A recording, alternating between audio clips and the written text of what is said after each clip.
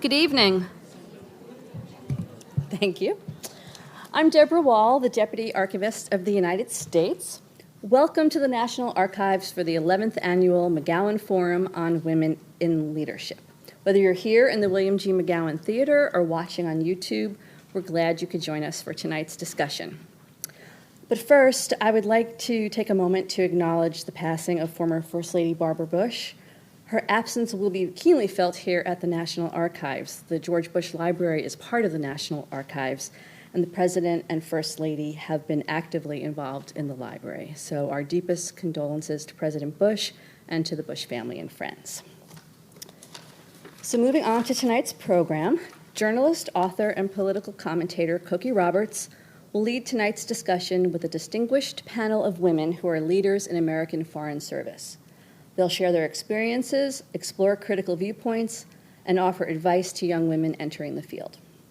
Tonight's program is made possible in part by the National Archives Foundation with the generous support of the William G. McGowan Charitable Fund. We thank both organizations for their continued support of our programs.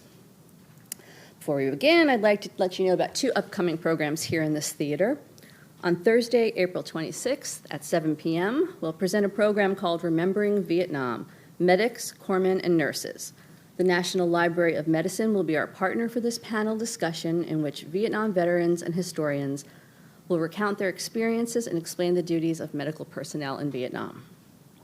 And then on Monday, April 30th at 10 a.m., in partnership with the Richard Nixon Foundation, we'll host the Nixon Legacy Forum, Building the Branches, How Nixon Worked with the Democratic Congress. Nixon administration alumni will discuss how the president and his congressional relations staff governed in a combative atmosphere. To learn more about these and all of our programs and exhibits, you laughed first, consult our monthly calendar of events online at archives.gov. Check our website or sign up at the table outside the theater to get email updates. Another way to get involved is to become a member of the National Archives Foundation.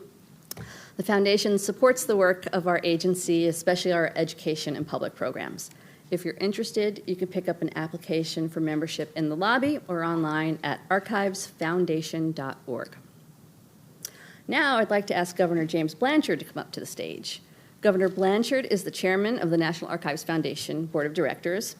He's previously served as the U.S. Ambassador to Canada, was the 45th governor of Michigan, and was a member of the U.S. House of Representatives from Michigan's 18th District. Please join me in welcoming Governor James Blanchard. Deborah? Thank you, Deborah. Thank you very much. We're going to have a great program for you tonight. I have the privilege of being the chair of the National Archives Foundation Board. Some of our board members are here. You're going to, as one of the panelists is Ambassador Fay Hartog-Levin. You're going to hear from her. My vice chair, thank you very much for doing it, by the way, busy, is Cokie Roberts. So it's nice to have someone like that with having your back. Thank you. Diana Spencer, who's the executive director of the William McGowan Charitable Trust, is a board member, and Diana's here with us, of course, and proud to be part of our foundation. And I think Marilyn Kotz is here as well, who's a member of our board. Let me just say, our foundation does everything it can within reason to support, finance, help, and market many of the programs here at the National Archives. We are lovers of history. This is the house that houses America's story, America's records, and we have a wonderfully and a very fine archives staff, Deborah being the deputy archivist. But the professional staff here is fabulous. We're very proud of them. We're delighted to support the programs, including this one, that is an annual program of the McGowan Charitable Trust, McGowan Forum on Women in Leadership. Our next speaker is going to tell you about the McGowan Forum and the McGowan Charitable Trust. She happens to be from upstate New York. More about that in a minute. But her name is Marianne Brand. She is a member of the board. You've been a member of the board of the McGowan Charitable Trust for about 11 years.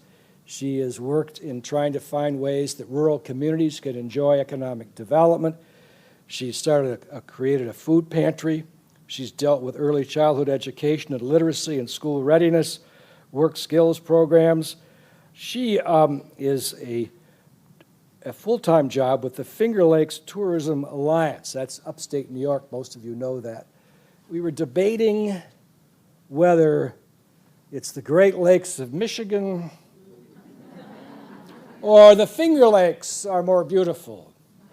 She insists it's the Finger Lakes. I say the Great Lakes. You say either. We say. All I can say is we decide to agree they're both fabulous places on this planet. But for your fabulous work, I'm pleased to introduce Marianne Brand.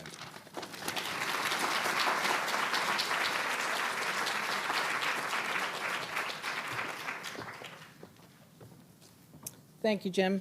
In reality, I said Michigan had quantity. The Finger Lakes of New York has quality. But just a... Don't want to start that. No, I'm not going to start that.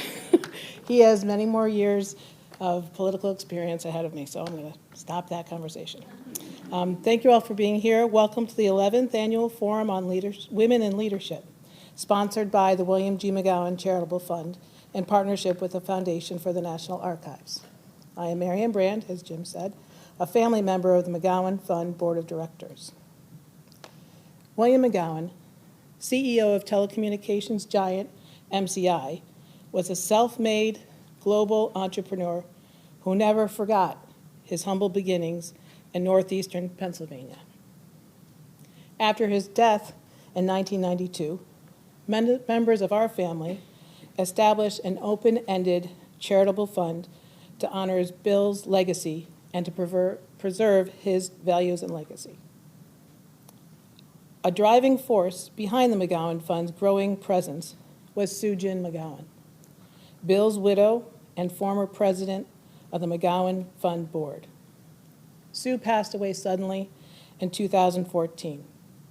Under her leadership, the fund gifted over $120 million in effective, locally based organizations in the areas of education, health and medical research, and community service. Those grants supported vital services for thousands of deserving Americans who otherwise lacked a safety net. Today, the fund continues to strive for national-level impact while supporting local regions and is now awarded over $150 million in grants. In 2003, the McGowan Fund partnered with the National Archives to develop this beautiful public theater, reflecting Uncle Bill's deep love of history, movies, and exploring contemporary issues. Shortly thereafter, our board instituted an annual fall forum, bringing together industry and government leaders for a lively public exchange of ideas involving commerce, technology, and government. Inspired by 5 years of enthused audience response and top-quality programming at the Fall Forum, Sue Gin and the board added an annual Spring Forum, this one, Women in Leadership. It spotlights female leaders in the fields of business, the military, journalism, academia, the arts, science and medicine, and echoes Sue's lifelong commitment to empowering women and their voices. Both Sue and my Uncle Bill would have loved to join this conversation tonight.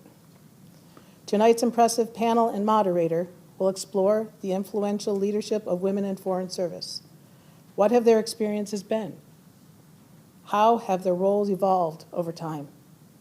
Our panel will share personal stories and offer advice to women serving or aspiring to serve in these roles. It has always been such an honor and privilege for me to be here and to introduce these forums in this amazing McGowan Theater. Thank you very much and enjoy the program.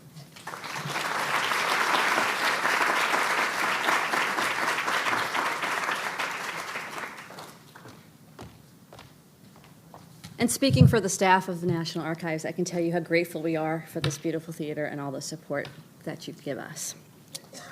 Okay, it's my pleasure to introduce our panel.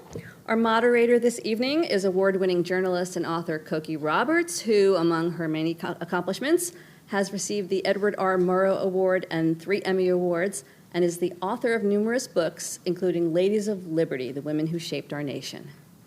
Joining her tonight are our distinguished panelists. Ambassador Melanne Verveer, Executive Director of Georgetown University's Institute for Women, Peace, and Security. Susan Rockwell Johnson, President of the Association for Diplomatic Studies and Training. Ambassador Linda Thomas-Greenfield, Distinguished Resident Fellow in African Studies at the Institute for the Study of Diplomacy at Georgetown. And Ambassador Fay Hartog-Levin, Distinguished Fellow, Chicago Council on Global Affairs. Please join me in welcoming our panel to the stage.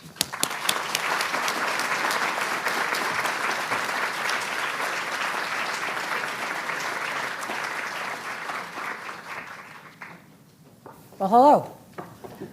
Nice to see you all.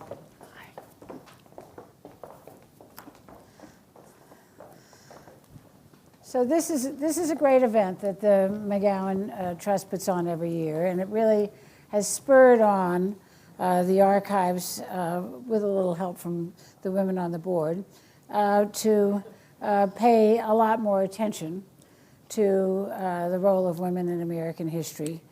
And we're about to launch next year, starting to the whole process of recognizing finally the centennial of suffrage. It's so ridiculous that it's only the centennial for women, in a fabulous exhibit called Rightfully Ours.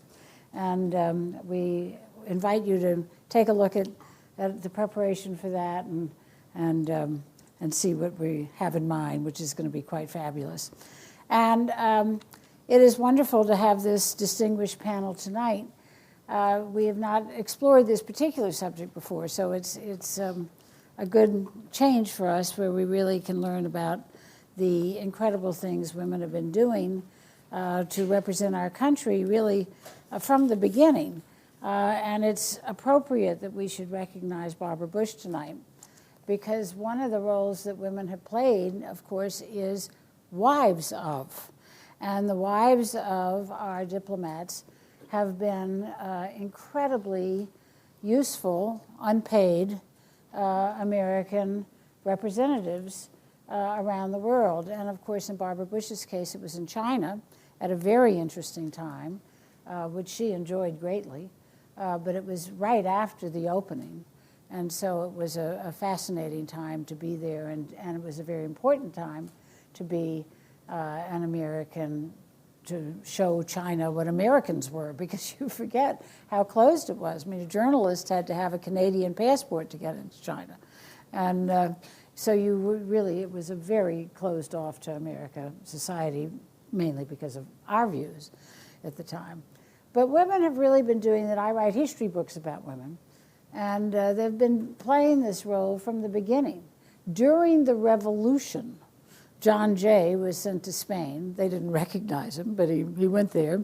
And one of the Spanish officials wrote about his wife, the fabulous Sarah Livingston Jay. This woman, whom he loves blindly, dominates him, and nothing is done without her consent, so that her opinion prevails. So there she was. And then in Paris in 1782, she arrived to help her husband negotiate the Treaty of Paris, which ended the Revolutionary War, and was adored by everybody in Paris. She was just a belle, the belle Americaine, who was very much the representative of our country there. And it was a good thing, because Benjamin Franklin was doing some things that were not quite... and then following her as a belle Americaine in Paris was Elizabeth Monroe, later, once we had actually become a country, in 1794. And by this time, of course, the French Revolution had begun, and Lafayette, our great hero of our war, was in exile, and his wife was imprisoned. Her mother and grandmother had already been guillotined, and she expected that fate for herself. And Elizabeth Monroe, the wife of James, who we don't want to talk about either, but he's just boring. Franklin was other problems, but so she got in the American carriage with all of the seals and shields of the United States of America, the baby country, and went to the prison. And as a result of the interest of the United States of America, which was a very dangerous thing for her to do, the Marquise de Lafayette was released. And so that was an incredible moment in diplomacy.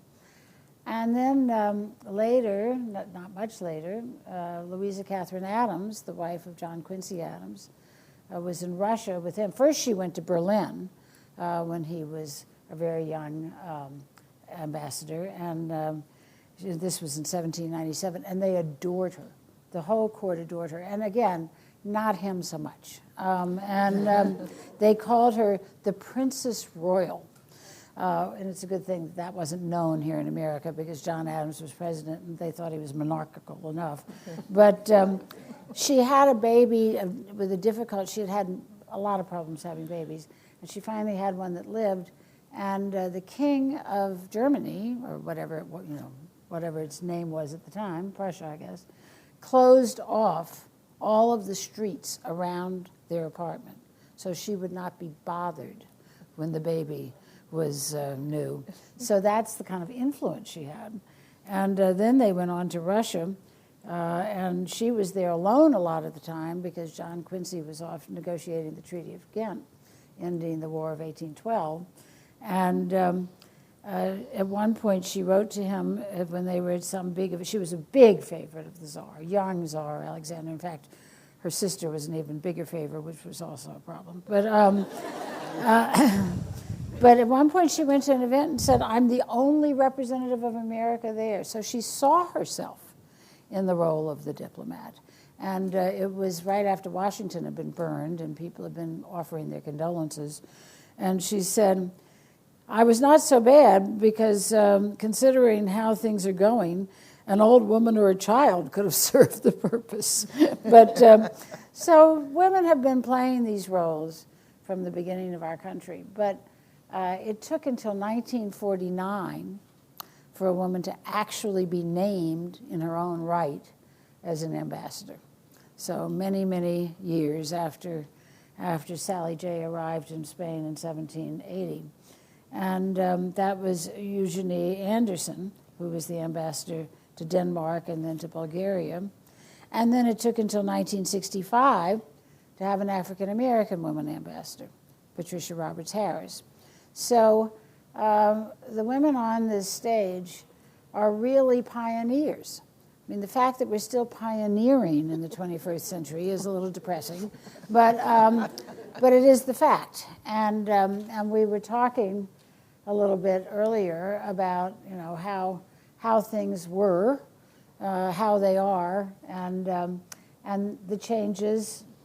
Are they enough? No. But the changes that these women have seen over the decades. And I want to start with you, Susan, because you joined the Department of State in 1979, and you've been posted pretty much every place in the world. Except East Asia, Except East Asia, but Central Asia, all the stands. Central Asia. You did the stands. I did the stands, I did. And Russia and Cuba and Iraq and Pakistan. And Romania and Bosnia. There we go. So tell us about the changes you've seen over that period of time for women in diplomacy. Well, I think we're fortunate. I mean, you touched on some of the early instances and fascinating examples of women in diplomacy.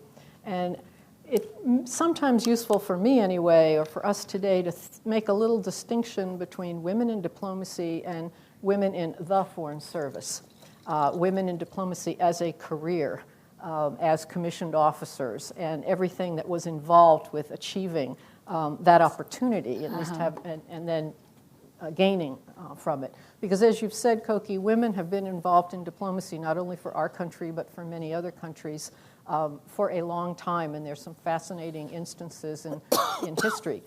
They've been involved partly sometimes as envoys to resolve a trade issue or perhaps a marriage between royal families that was about to go off the rocks. And so a woman envoy, usually connected to the king or the royal family or somebody of high rank, was sent to deal with delicate situations.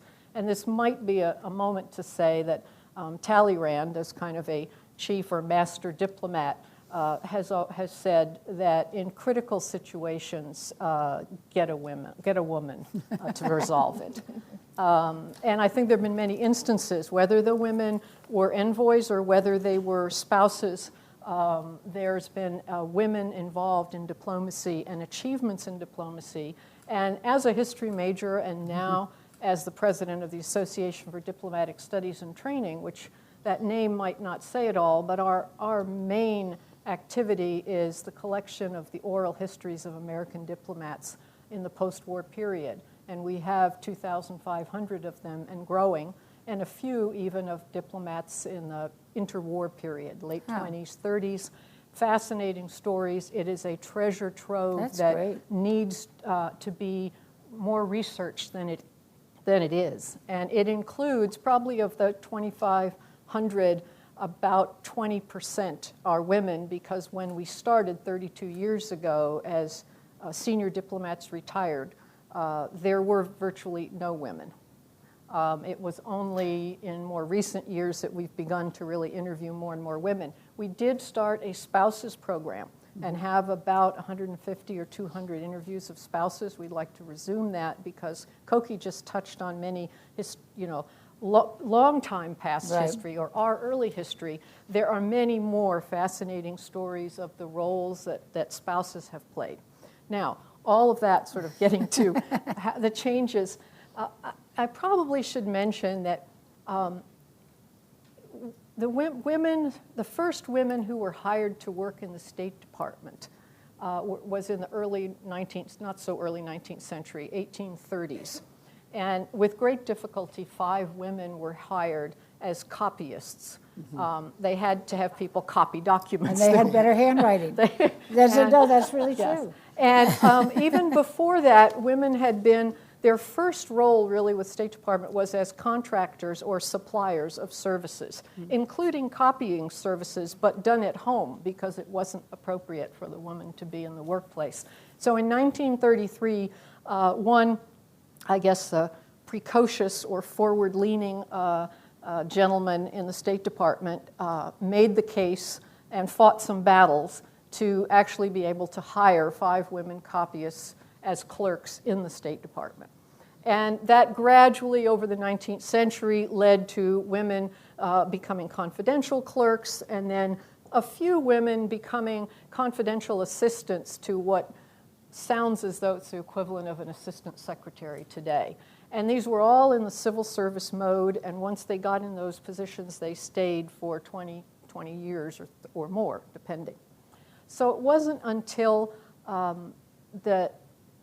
the Career Foreign Service was established in 1924. Leading up to that, they introduced the examination. Civil service exam already existed. They introduced the Foreign Service exam. And a number of women took it, and some passed. And then there was a big problem of what to do with them, what jobs to give. Could they be sent abroad? And all kinds of stuff back and forth about that. The first woman Foreign Service officer, I believe her name was Lucille Atchison in 1921. At that time, we were not leaders in this area. We were not the last in the pack, but there were a number of European countries who had, starting in 1912, 1913, begun to appoint women to legations overseas and some ministers. So we were not the first to actually hire women as diplomats. The first woman ambassador, career Foreign Service officer ambassador, was appointed in 1953. So earlier than that must have been a political appointee. And I should say that political appointments of women have opened doors and led the way and made it more possible for the women in the career services to That's move interesting. forward. So that is a whole Just looking area over there, because which these hasn't two been are foreign ex- service and Yeah. those two are political appointees. Well, there's always thought that there's been some kind of tension, but I don't think among women the tension has been as great, certainly not on the personal level.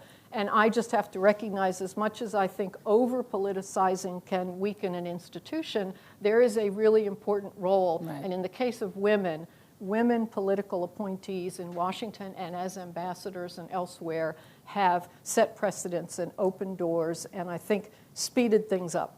Now, that will bring me, it's probably the 1960s that things began to move a little bit, and John F. Kennedy issued a kind of a 1961 a statement about bringing women into federal government, also in state and local government. And in 1967, Lyndon Baines Johnson issued an executive order on equal opportunity. And I'm not as organized as Cokie to have the exact wording of it, but essentially it talked about equal opportunity and non-discrimination on the basis of gender, race, religion. Of course, by that time, the 1964 Civil Rights Act had Yes, passed, yes. which had included sex. And another very important thing, and Cokie mentioned it, which is the 19th Amendment. Because after the women got the right to vote, they began to apply and push to enter the Foreign Service as officers. They wrote letters, they took the exam, they did various things to try to... We probably have those letters here at the archives. Yes, you probably do. But, so the 60s, and women in the 60s and 70s, these were times when you couldn't be married. There was no real family support whatsoever. There was no maternity leave. And you had to leave your job. You had to leave if you got married. As a woman. The men didn't, No. obviously. But And it highlighted, I mean, a lot was expected of women. And at that time, when if you were a woman officer, you had to leave, that was not true in all countries. So again, we were not the leaders here. Eleanor Constable, who did an oral history, was, I think, the first to push back about that. In her entry class, she was one of few women, and she met a man, a colleague in her entry-level class, that they just clicked. They knew they were going to get married. It took a while for that to happen. A few years later, when it happened, she had a job in the State Department, and she was called into the office of I guess, an icon at the time. Her name was Frances Willis, and she had sort of run the executive secretariat of the small State Department then, and she was an intimidating figure. Anyway, Eleanor recounts in her oral history how she was called into the office of Frances Willis, and not quite knowing what. And the first thing that Frances said was to congratulate her on her marriage. And so Eleanor thought, oh, that's very nice, and thank you very much. And the next thing that Frances said was, when are you submitting your resignation? And Eleanor said, I'm not. And Frances said, when are you submitting your resignation? And Eleanor said, show me the rule, show me the regulation. Fully expecting Frances, she says, to turn to a drawer and pull out a document and lay down the regulation. Well, it turned out there was no regulation. There was no law, no regulation, no rule. It was just the custom and the practice. Yeah. And that really broke through. And by the 70s, a number of women who had been forced to resign were applying to come back, and a number of them did come back. So I mention all that because just to give a sense of where things started from. Now, I didn't come in till 1979, end of 79. And by that time, I remember in my entering class, it was a small class of about 30 people, of which 5 were women. And I think at that time, women made up about 25% maybe of entering classes or less, depending on which class. Today, I think, and Linda would know better, it may be about 50%. About 50%. So it's changed a lot. That same Eleanor Constable that I mentioned, in 1986, just a few years after I had entered, she was ambassador in Kenya. And she was, at that time, she says, the only female career Foreign Service officer ambassador at that particular time. Because there were so few. It wasn't until really, well, the latter part of the 80s, the 90s, that we began to see more women. And partly that was because they had to have time. They'd only come in, we're in a career service. It takes time to grow. Right. It takes 20, at least you'd expect 20 years before, at least, before you get an ambassadorship. And if you're a woman, maybe more. So you have to keep that in mind. But it was only at that time. And today, we have much better representation in the Foreign Service and in the State Department generally, and even at the senior levels. The question, I think, now for us is, where do we go next? Well, I want to turn to Linda here because you've been Director of Human Resources. I mean, you know where the bodies are buried. And, I didn't bury any. you probably wanted to, though. I did. Speak to where we are now, but also speak to your role as an African American woman, which must have been also pioneering at the time. So, where are we, and how did you get from there to here? Yeah.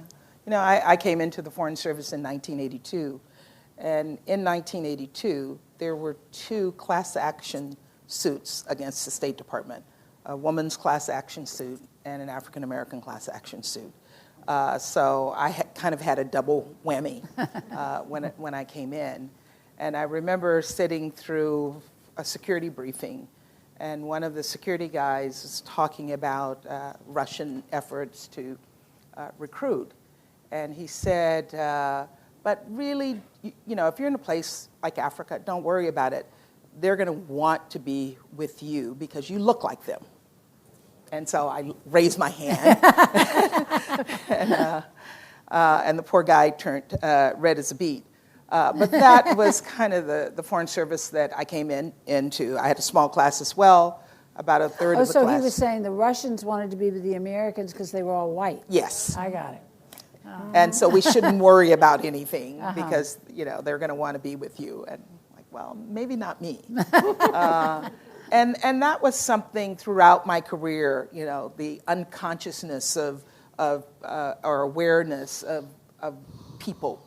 And you would sit in rooms and people would say certain things because, you know, after a while you mix in. You're part of the system. Right.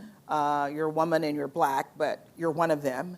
And they forget that you're a woman and that you're black, and they say something that they shouldn't say in front of you, and they might Or shouldn't say it all. They shouldn't say it all, but they might certainly didn't want to say it in front of you. So that was kind of the experience. But when I came into the Foreign Service in 1982, I got married at the same time, and To someone in the Foreign Service? My husband was in the Foreign Service already, and I got pregnant at the same time. Some few months, just in case my older relatives are listening. And in 1982, the Foreign Service did not have rules for women taking leave to have babies. And the rule was if you were a new officer or junior officer, you could not take leave without pay. And I'd only been in the service for 4 months, so I had no leave. And at some point I was going to have a baby, and I remember saying at one point that, you know, I was on the visa line in Jamaica. My husband was in the United States, and I was going to give birth to the baby on the visa line and just tire on my back and keep interviewing. But the system was not geared to supporting women. And I just remember going through, I finally was able to get some relief from the then Director General of the Foreign Service, Joan Clark, a woman, who made the decision to allow me to come back to Washington on leave without pay. I mean, I wasn't even being paid, and they wouldn't give me leave, but she made that decision. And fast forward 30 years later, I became the Director General of the Foreign Service. And we still hadn't figured out. I mean, some of the rules had changed, but we still hadn't quite figured out what to do with women. And I encountered a case in which a young woman was working at a post in Mexico, and her doctor wanted her to return to the States sooner than she had planned. And she asked to telework because most of her job was sitting at a desk. And the system said no. And fortunately, it came to my desk, And I said yes. And the rule suddenly was, please don't send anything to the Director General involving a pregnant woman because she will not support you. Because I told them why. I was paying forward because Joan Clark had given me a break. Had Joan Clark not given me a break, I would not have stayed in the Foreign Service because I wasn't given a choice. If you got to have a baby and you have no leave, you got to have a baby. So the choice was to leave the Foreign Service, and I suspect. Or I went back to work with the baby 10 days old because there was no such thing as leave. And I have to tell you, it was so much better working than being at home. Yeah, but you had to have the leave to have the baby.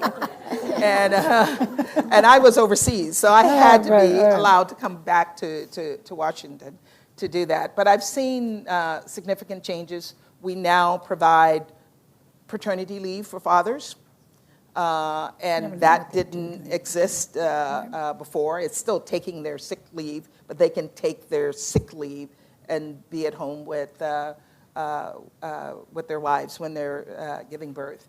And I think those are some positive things that have happened. As an African American, I think we're still going through tremendous changes in the State Department. It hasn't quite, the State Department still does not reflect the face of America. And when we go overseas, for me, it's important that when we go overseas, that as an African American, when I walk in the room, people know that I represent America because they know that we are a multiracial, inclusive society. And that is a message that is part of our message when we are working with people overseas. I'll tell you a funny story about Pakistan.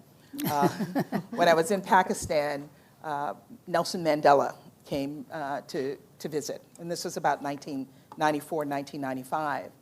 And there was a huge program for him, and I walked in with our ambassador and colleagues from the embassy, and the Pakistanis pulled me away from the crowd.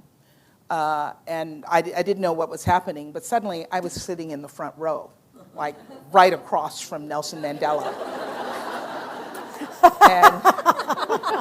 And our ambassador was sitting up in the rafters. And he was looking down like, how did Linda get down there?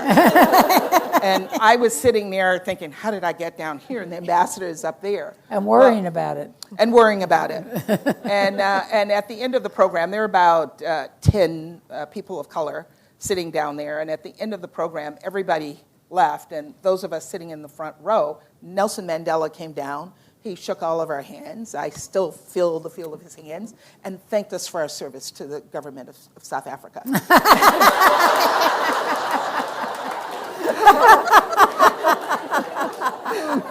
Because the Pakistanis assumed that if I was black, I had to be from South Africa. I couldn't be from the United States.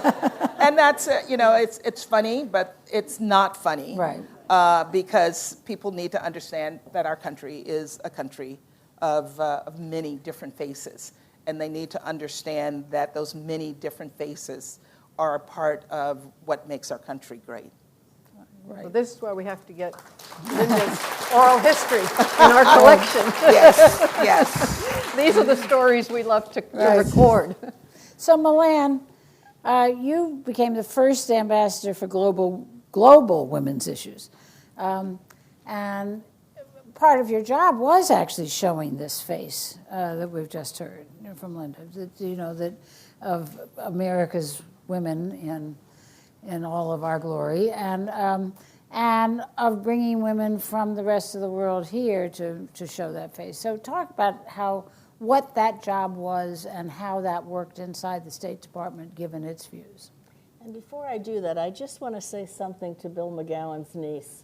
I grew up in northeastern Pennsylvania, and if it hadn't been for your uncle, Howdy Doody and Walter Cronkite would still have been in snow my whole growing up. So he made access to television possible. And then in serendipitous ways, my husband was a young lawyer with the government trying to help your uncle get a level playing field in terms of the competitive world at the time. So thank you very much. There's a lot of meaning for me being in this room. To answer your question, Cokie, it was much like for Linda, being an African American, for me, being the first United States ambassador for women was also filled with symbolism, because there was something that sent a very powerful message about the values that we held as the United States, going into villages and higher places, representing issues that were extremely important for women in those places and extremely important for our own country in terms of our own national security, in places where women's rights are savaged and where their rights are denied, and oppression is something that's a daily occurrence. Those places become among the most dangerous places that we have to deal with. So these were critical investments that we needed to make, but there was the symbolic component as well. And coming into this role for the first time, one of the things that I think made it easier for me for sure was the fact that it was a position that was directly answerable to the secretary. So there was the validation of these issues from the Secretary of State, and I think that sent a very powerful message. And the secretary was Hillary Clinton. It was. She was the secretary. And I was told from the get-go that this is not to be a special projects position. It wasn't about a nice project there or doing a project over on the other side, but it was really about integrating these issues, women's experiences, their perspectives, their participation, into the policy evolution that was taking place in the State Department. And that was happening in so many areas because the State Department has an economics bureau. It had the Africa Bureau with what Linda ran. It had embassies far-flung around the world where, Fay was in one of them. And it covered a range of issues from conflict and stability to human rights to so much in between. And these issues, the issues of gender or women's roles in these issues, needed to have some impact on what was going on as it was appropriate. So it was a challenge to make that happen, but there is also, I think, a growing recognition that you can't write off half the population of the world if you are going to do something about growing economies, which we know today can't happen.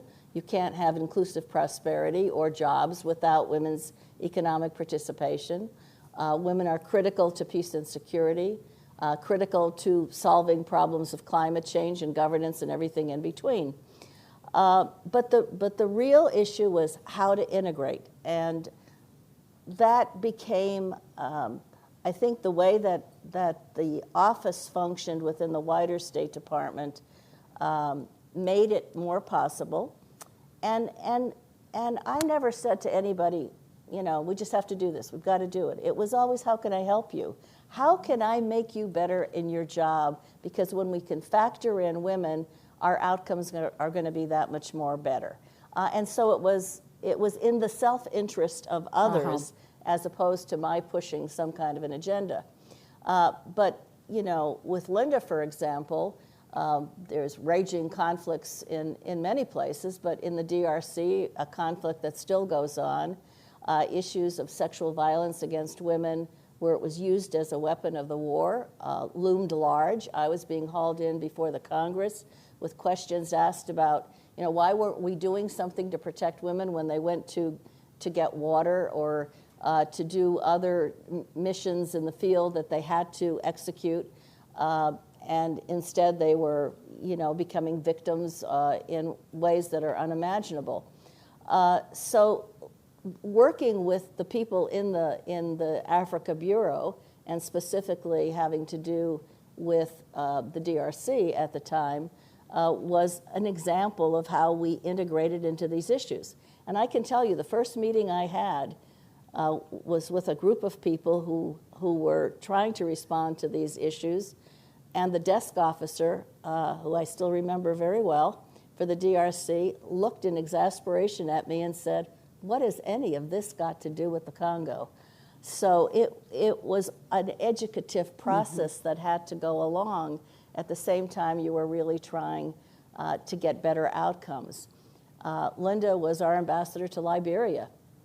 There was a lot going on. If you asked Ellen Johnson Sirleaf, the first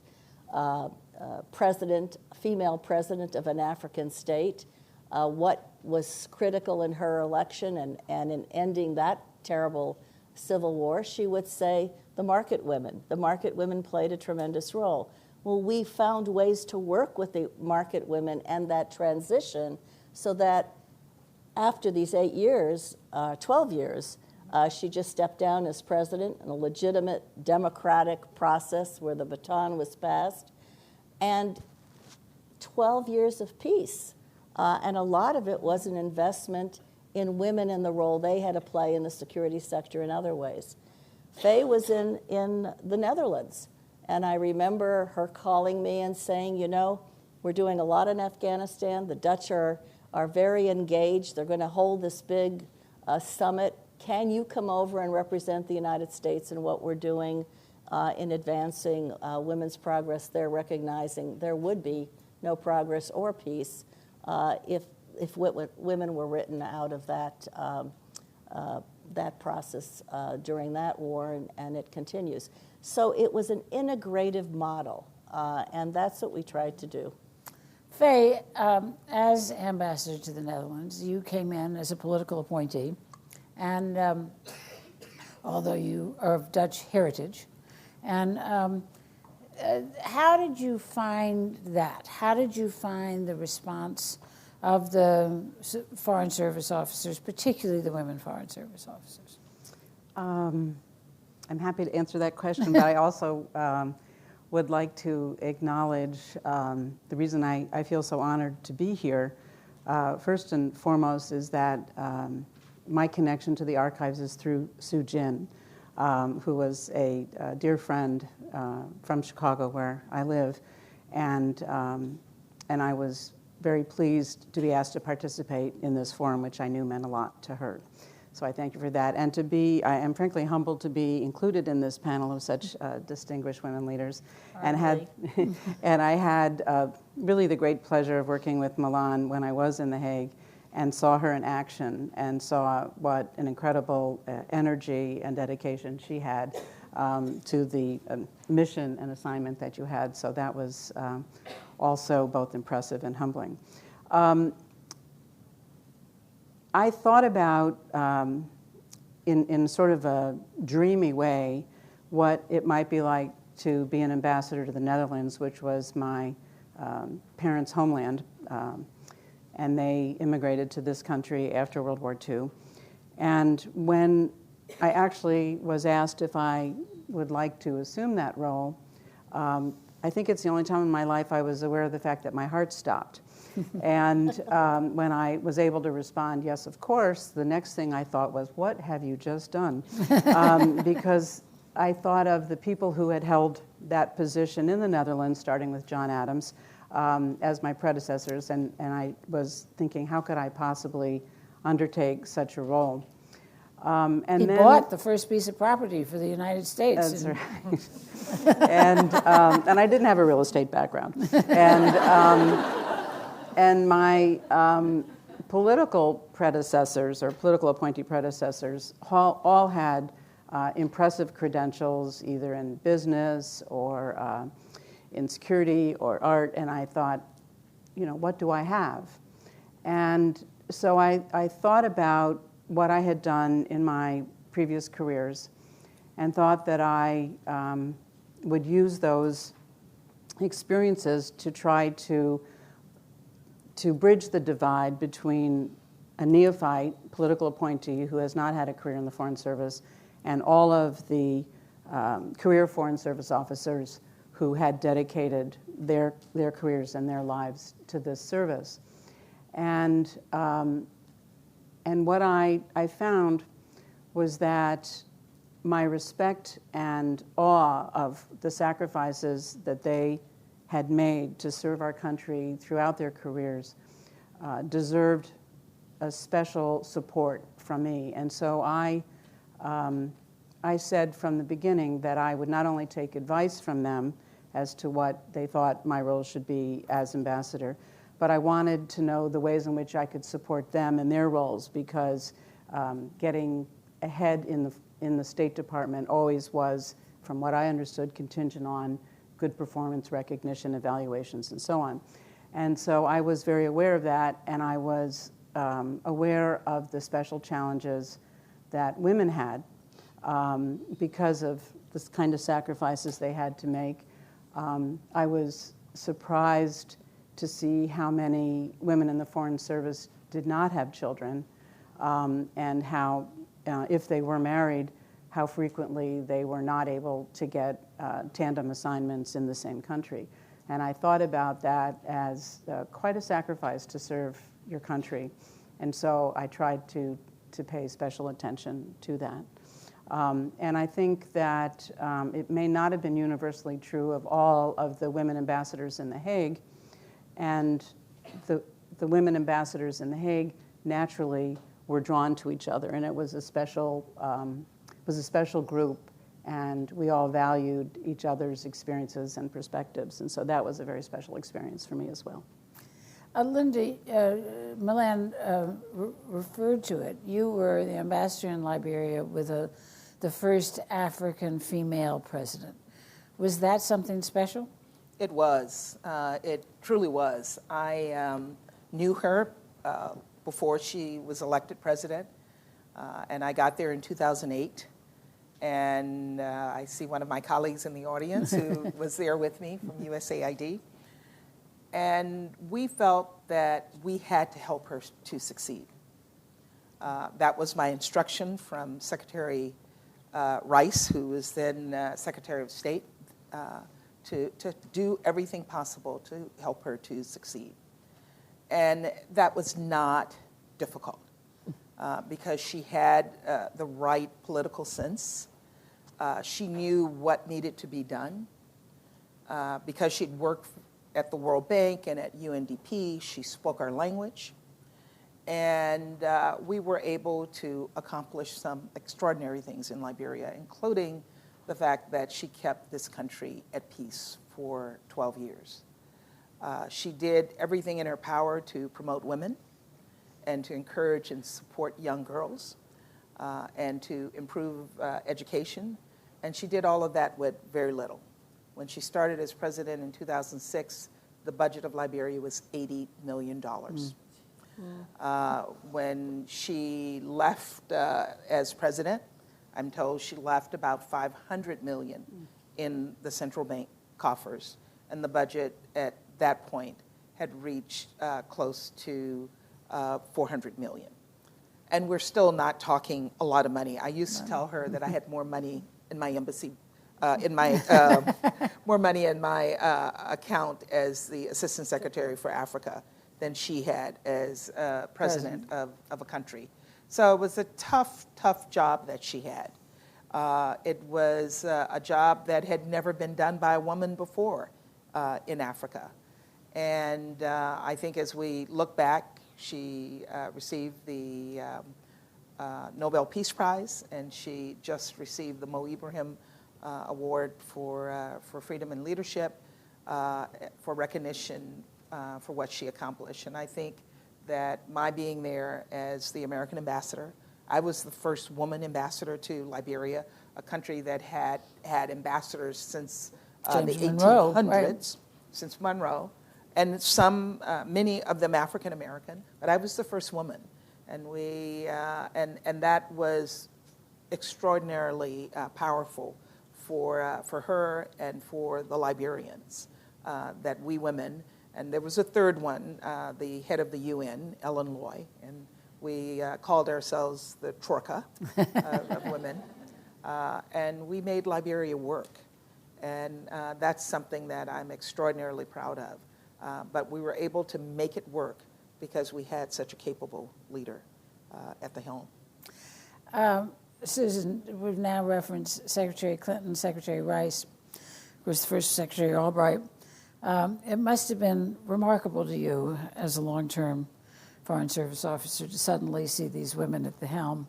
By the time it was Hillary Clinton, people started to say to me, well, is there something about Secretary of State that's women's work? And I said, there have been 3 since Thomas Jefferson.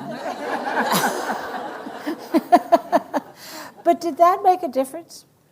Well, I'm glad you asked, Cokie, because in preparing and thinking about this event this evening, I was asking the same question to myself. We've had 3 women secretaries of state in high visibility positions. What impact has that had either on American diplomacy more broadly or on the State Department itself?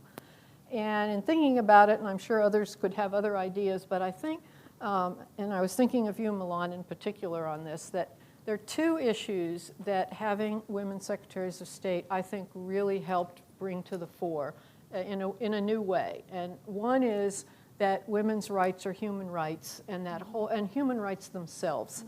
And the other one is the trafficking issues.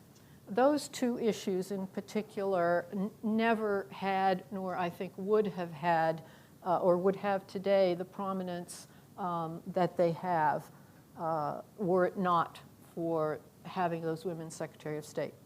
Now, the other thing in thinking about women in high visibility positions is that there's immediately a focus on gender, and you think whether gender, the success or the failure is attributed to the gender, and often that is really not the case.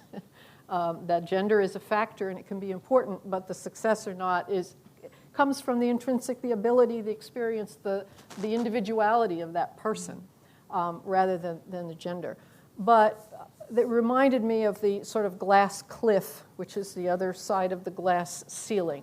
That whenever there is a risky, a precarious, messy, Right. difficult situation, Put a woman in. where you're whatever you do, you're likely to annoy or offend a lot of people, then give it to a woman. Right. Partly either because the man doesn't want it, or partly because there's a feeling that women are going to do better with that kind of situation, or willing to assume risks that men sometimes are not particularly in these kinds of situations.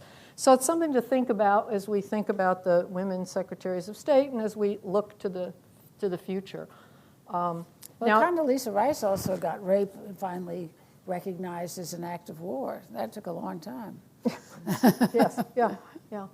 So I think those 3 women secretaries of state made important contributions on diplomacy and what the content and some of our priorities, and thanks to people like you around them who helped them do that, whether that was you, Melanne, or you, Linda, or many others, including men. So I think now, as far as on the State Department itself, that's a more difficult question because it's so kind of complex. And I'm not exactly sure how the gender affected or didn't affect what went on in the State Department. We're struggling with this. I would like to see a lot of issues that have been defined around women for a long time shifted to focus more on family and individuals, because I think a lot of them are family issues, whether you can have a child or you get maternity care and I know that a survey that was done 5 or 6 years ago showed that about 40% of men said that when they're choosing or what they're going to bid on, what assignments they'll take or go after, they take into consideration how that's going to, what opportunities there will be or won't be for their spouse or their children or the family, because it's a whole family enterprise. Yeah. And we're moving in that direction. And there's this whole focus on work-life balance in the State Department that didn't exist even 15 years ago. But one of the things that we are seeing that we haven't quite figured out is that there is still a reticence on the part of women to take more senior positions. And we find that women don't step forward to put their names on deputy chief of mission jobs, and even on some ambassadorial positions. And when we've discussed it with them, many make those decisions because of family reasons. Mm-hmm. And occasionally we will have a male employee make a decision because of a family reason, but it's not always the case with our male employees. Yeah. And I found, as the assistant secretary, really nudging women forward. You can do this. I had 2 kids, and I was able to do this. Don't hold yourself back. Push yourself forward. And these things tend to work themselves out. But there is this sense now that as we look at women in senior roles, that they're not stepping forward as boldly as we would like them to step forward. Yeah, well, you know, it's like in politics. You know, every woman is asked who's going to take care of the children. And I have never heard ever a male politician ask that question. And as far as I know, most of them are fathers. You know, and so it is, you know, it is endemic. Although today, the Senate voted to allow baby on the floor. They were very upset about it. There really was debate. There was actual debate about the baby.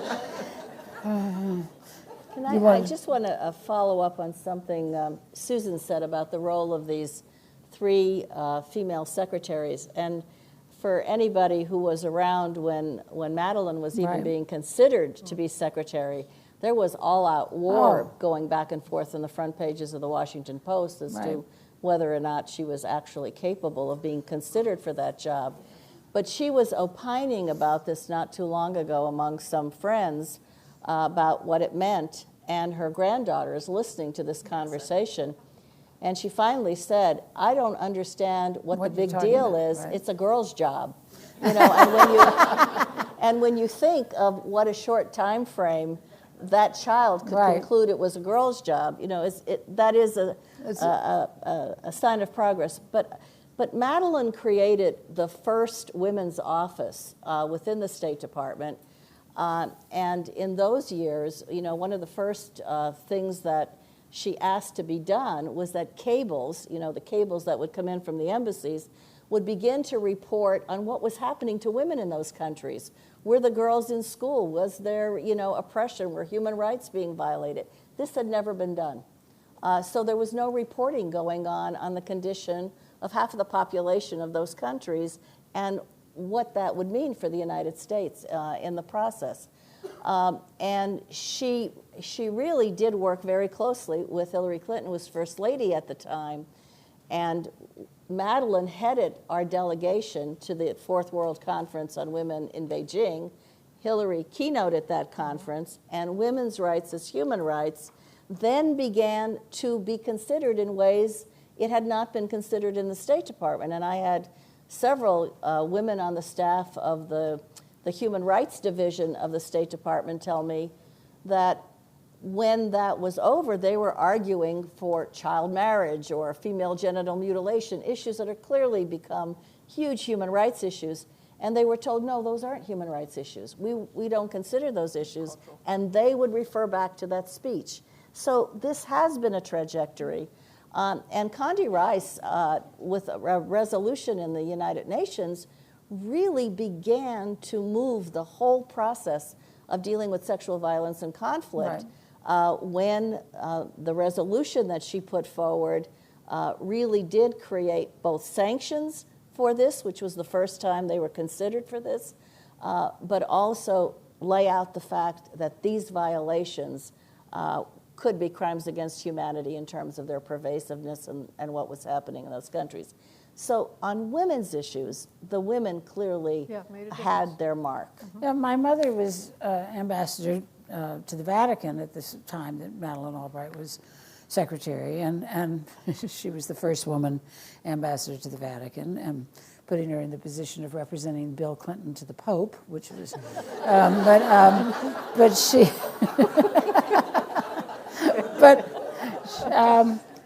but she made trafficking a huge issue.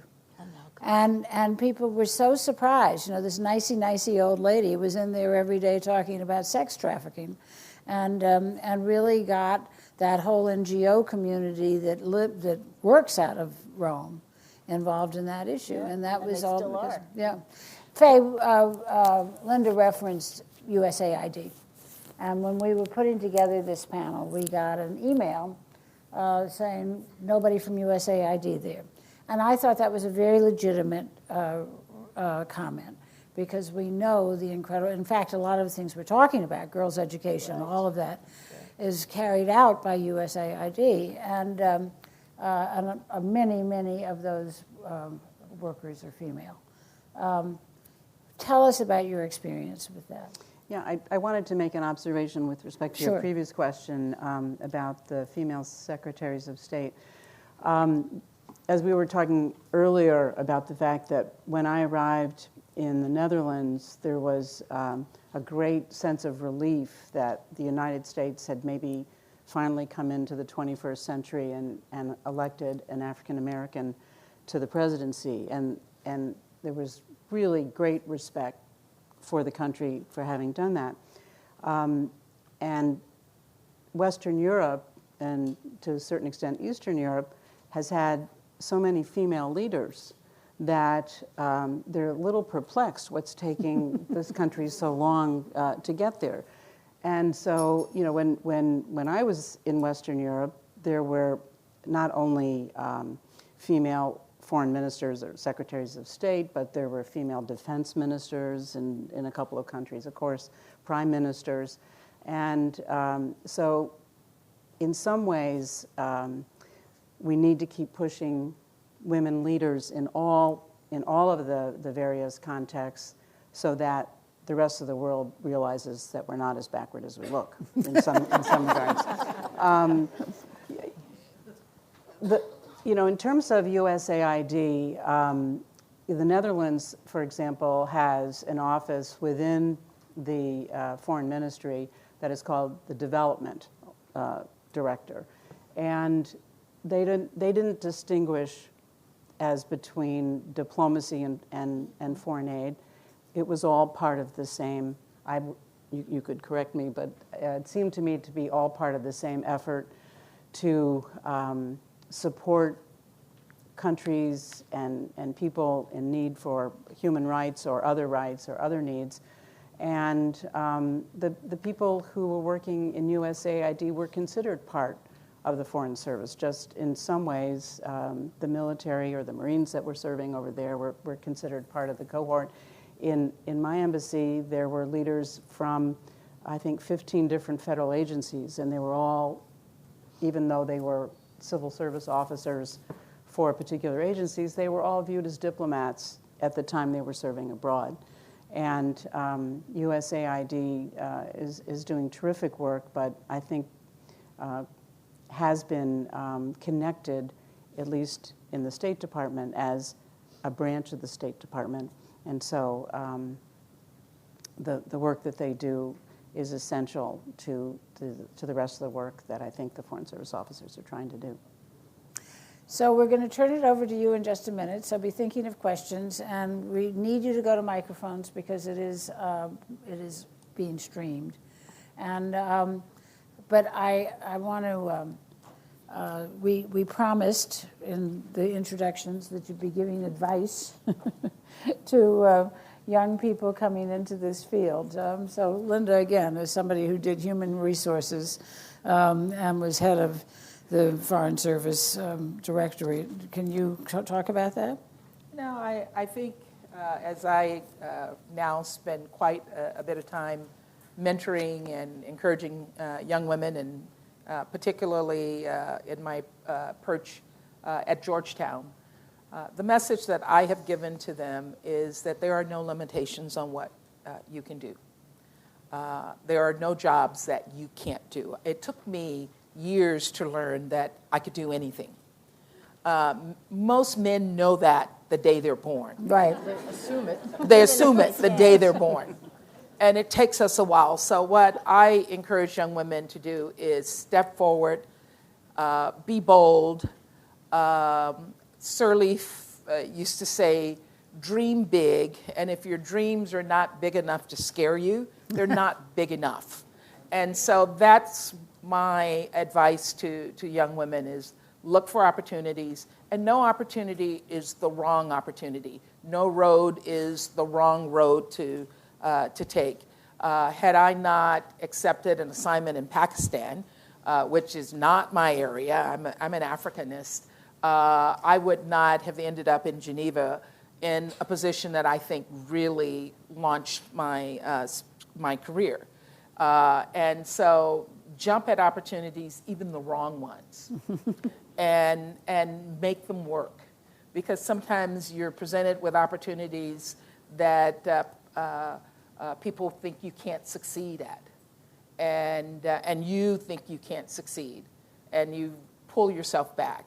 I dive into every opportunity that's presented to me, and failure is not an option. Okay.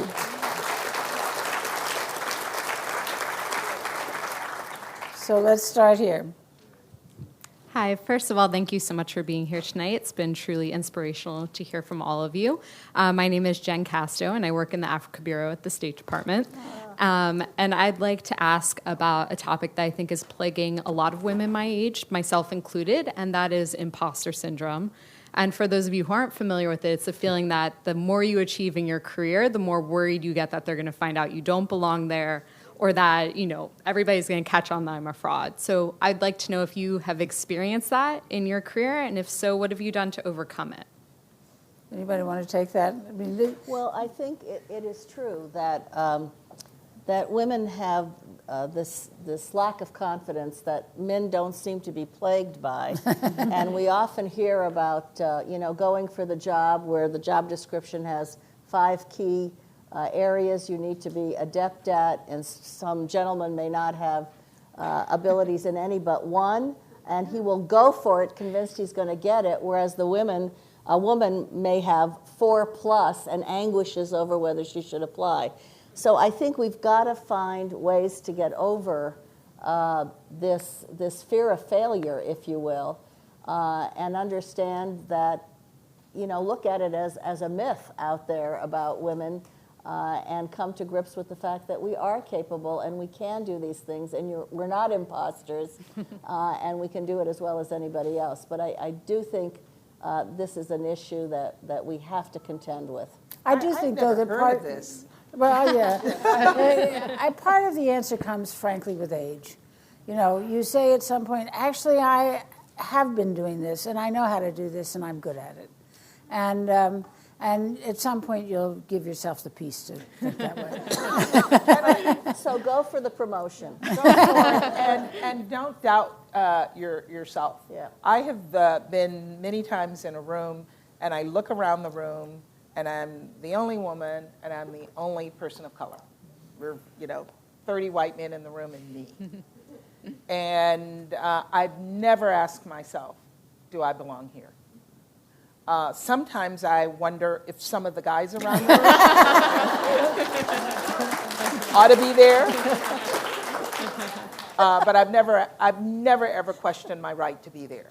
And so you have to be confident in yourself. And even if you don't feel confident, never show it. Right. Never show it. But you do have an advantage because, for years of my life, I was the only woman in the room. Now there are more women in the room. And it still happens that, even at my age and stage, I'll say something in a meeting, and then a guy will say the same thing 5 seconds later. Right. And everybody will say, wasn't that a great idea? The big difference now, though, is the other woman in the room will call him on it and say, Cokie just said that. Now, they don't know that because they just wait for your lips to stop moving. But it does help to have a cohort. But that really is something we need to do for each other. And That's right. I had a friend who said she has made it her campaign to really get women to say when they're at the table that even though some woman's comment was discounted, and then when it was made by a gentleman, it was, the pièce de résistance. Well, that was just that it was as good an idea as when she said it. Right. And we really owe that to each other. Absolutely. Over here. Yeah, my name's Eddie Eiches, and I wanted to, the State Department is made up of others than Foreign Service. In fact, I think 3 of you were not Foreign Service, and I wanted to know how the treatment of women in the career service, and in the political appointees, and the contractors who play for sure in AID play a major role, are treated, and how that affects the treatment of women, the women in those other 3 components, and how that affects the treatment of women in the Foreign Service. Well, I think we addressed that earlier, where as Susan was saying, that the women who are the political appointees make a difference for the women who are the career people, and I'm sure that's certainly true as well with the women who are doing the work in the field as contractors, right? It certainly is, and I know in my case in Liberia, where we had a significant number of contractors, and we had a variety of people in different roles, and for me, they were part of the team. And the only thing that mattered to me was competence, and I didn't care what kind of personnel card people carried. I do know that in some places that's not the case. And in many of those cases, it's the results of people who are just not good leaders when they don't value the employees that they have and value their work.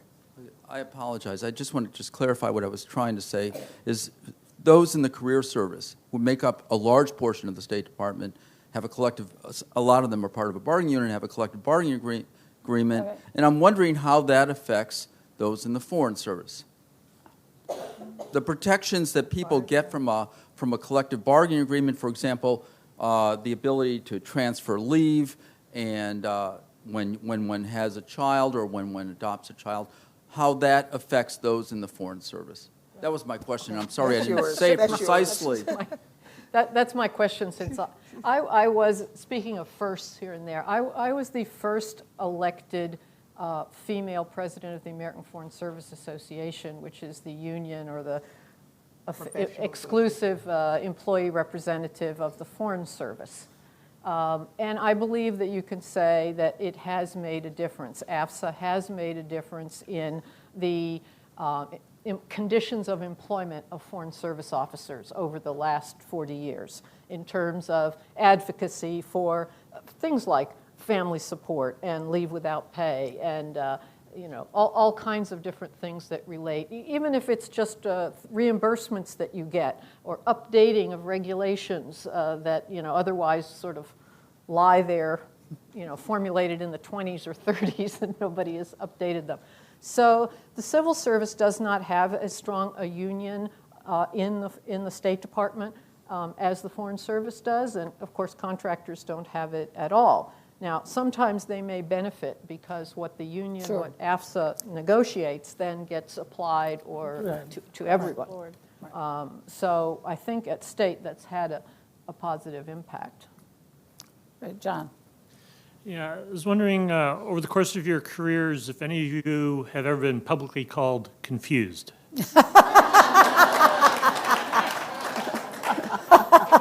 Well, she made a point that she doesn't get confused. And she made it quite strongly.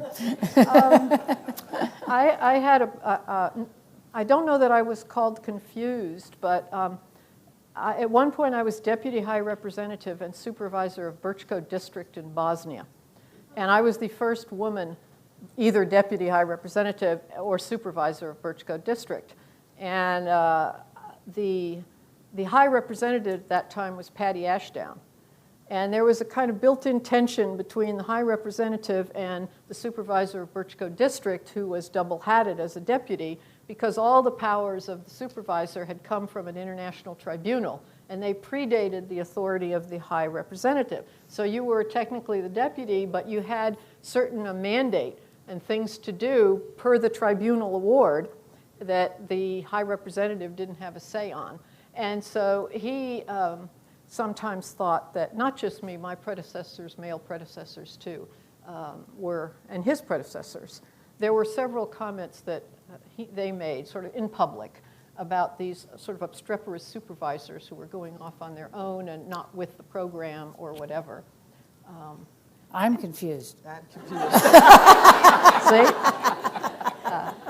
I've never been told I'm confused. No, I've never been told that.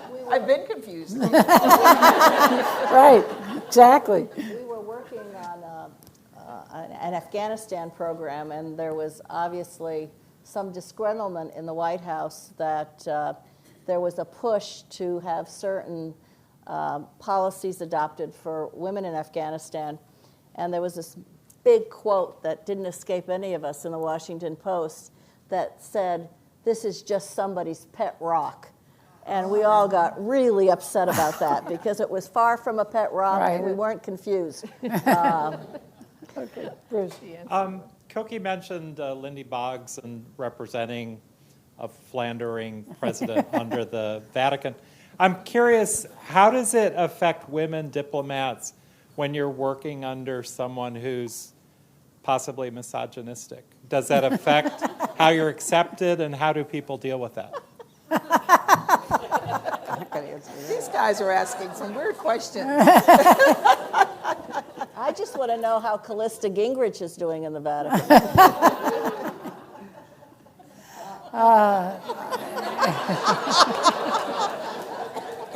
I don't think anybody has worked for a person they think of as misogynistic, right?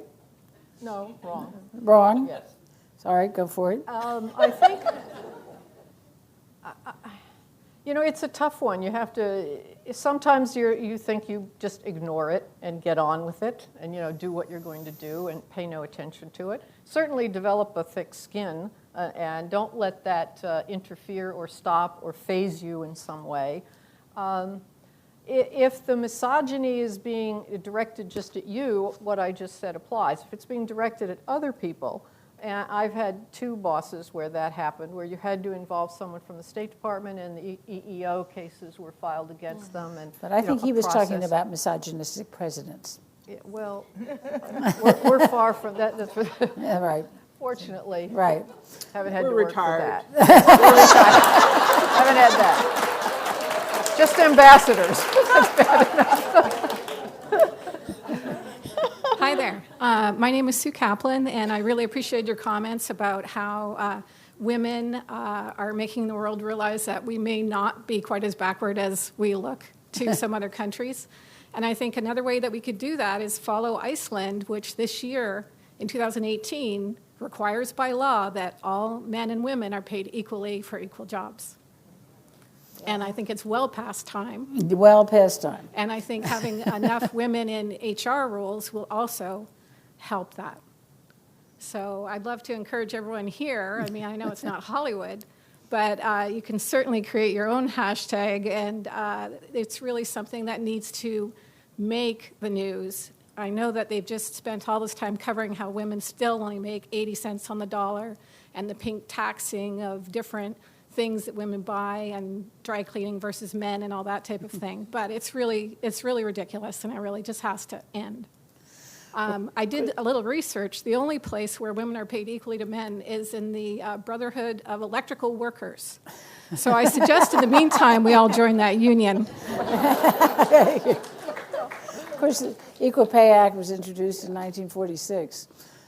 So here we still are. But were you able to deal with that as a human resource officer? You know, it was, when you're in the civil service, the rules are so strict Right. in terms of pay. You come in with a certain education level and a certain level of job experience, and you're pegged at that level.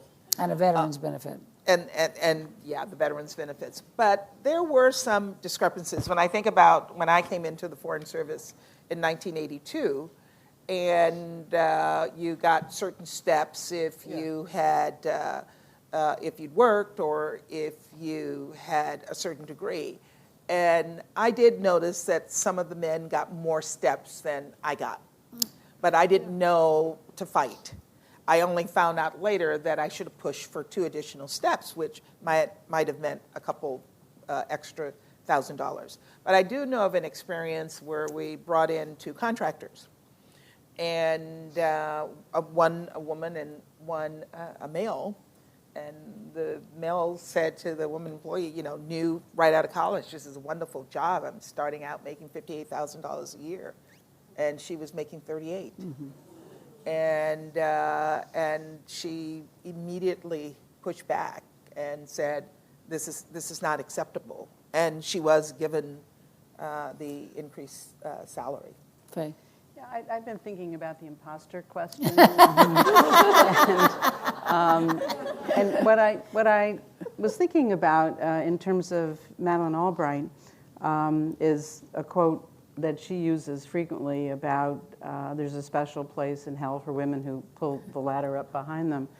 And so one of the things that might be helpful is to form a relationship with a mentor who can maybe push you past some of the roadblocks, if you find them in your career, that are self-imposed, not necessarily externally imposed.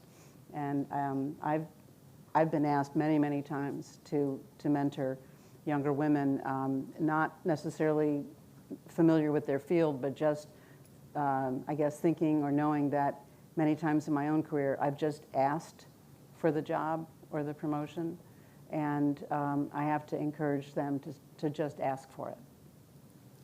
Speaking to that question, it reminds me of a story that's told about Bill Burns, very highly respected deputy secretary. We all know him. And he was offered ambassadorship to Jordan at one point when he said, no, why are you offering me this? I'm not ready yet for that.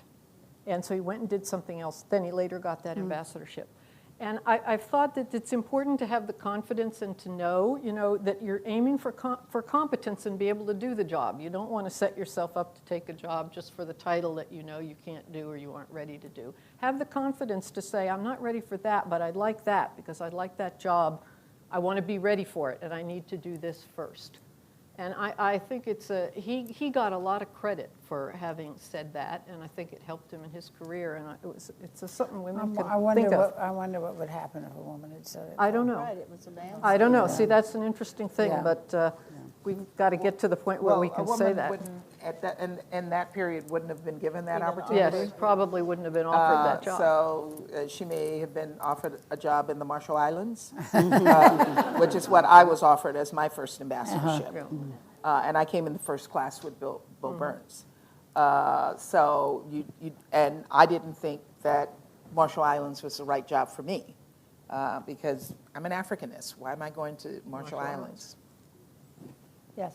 So this question is specifically for Ambassador Greenfield, but to the rest of you broadly, thank you so much for saying that there's a diversity issue in the State Department and international affairs broadly. Sometimes you're the only person of color or the only person with your experience, so thank you for saying that. It's really important to hear.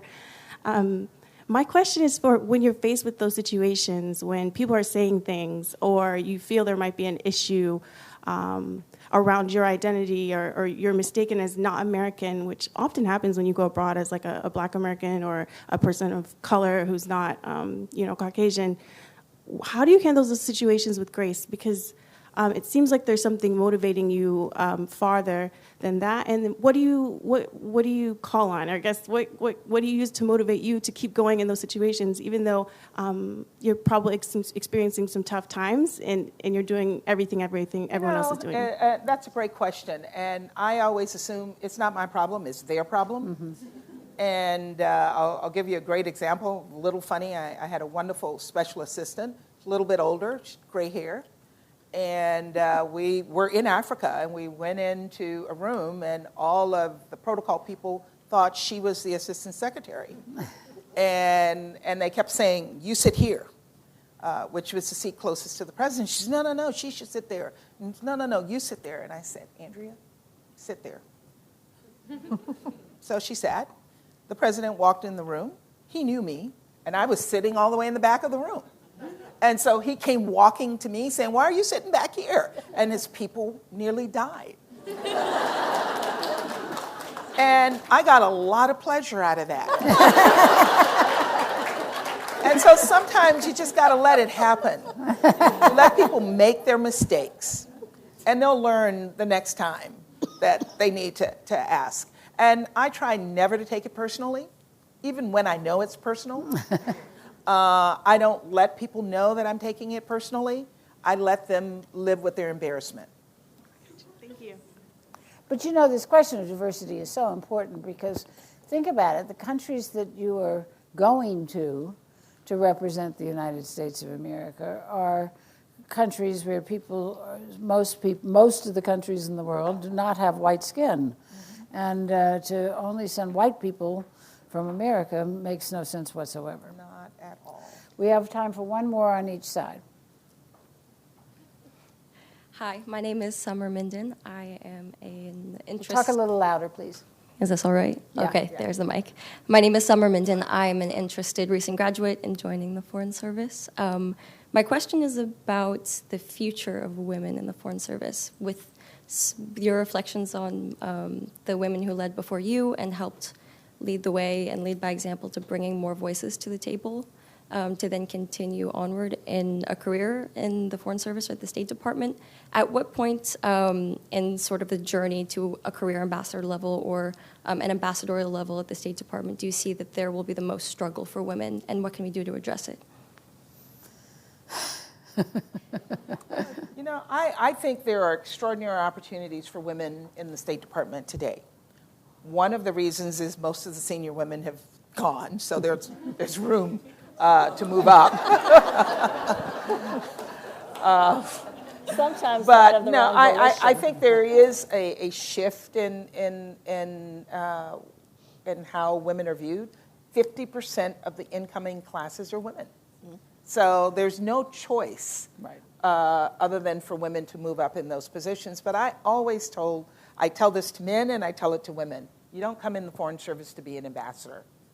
There are only 200 ambassadorships, and I may be a little off, maybe 240 ambassadorships total in a service that brings in 6,000 to 8,000 people.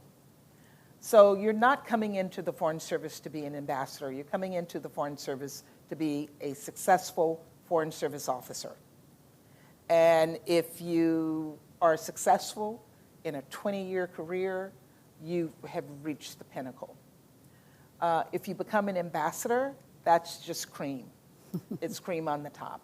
And it comes with a lot of responsibility. But usually a nice house. Nah, only in Europe. You didn't see the house in Liberia.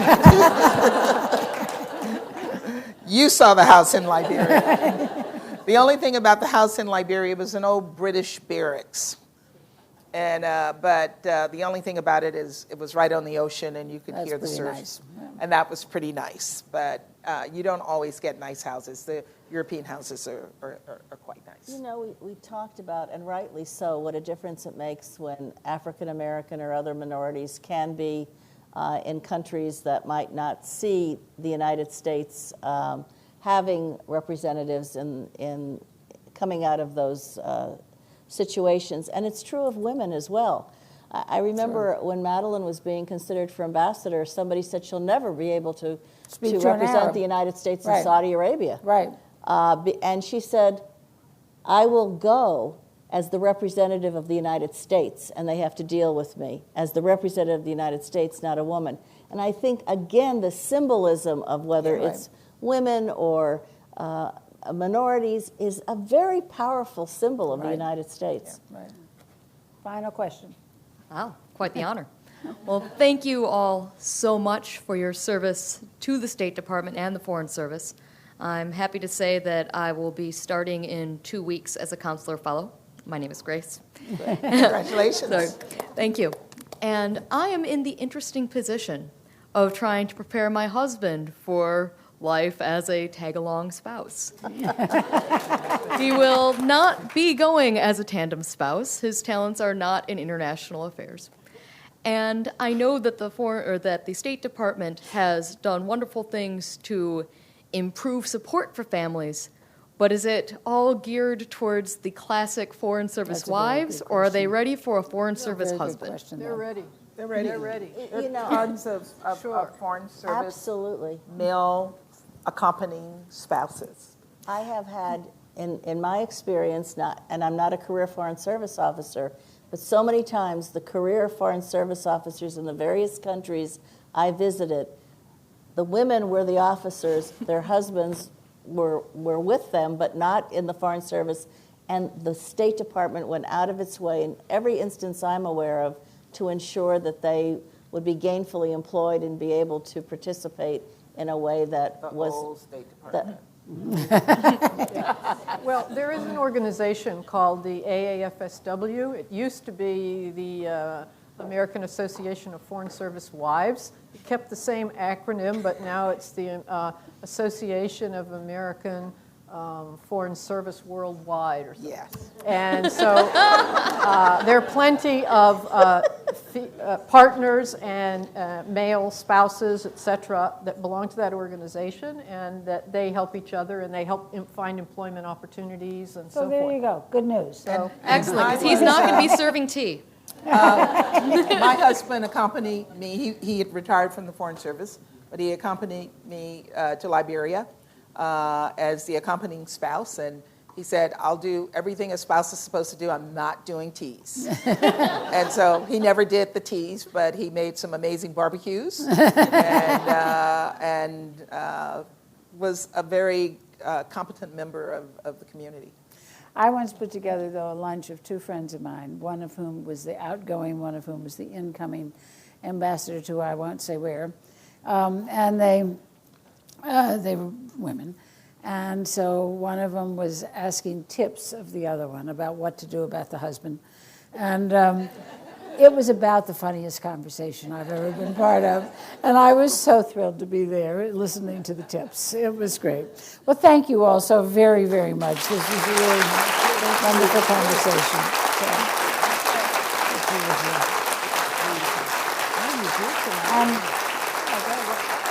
Thank you all for coming. Come back. We have many wonderful programs here. And remember, Rightfully Ours is coming soon. Thank you. Oh, well, it was great to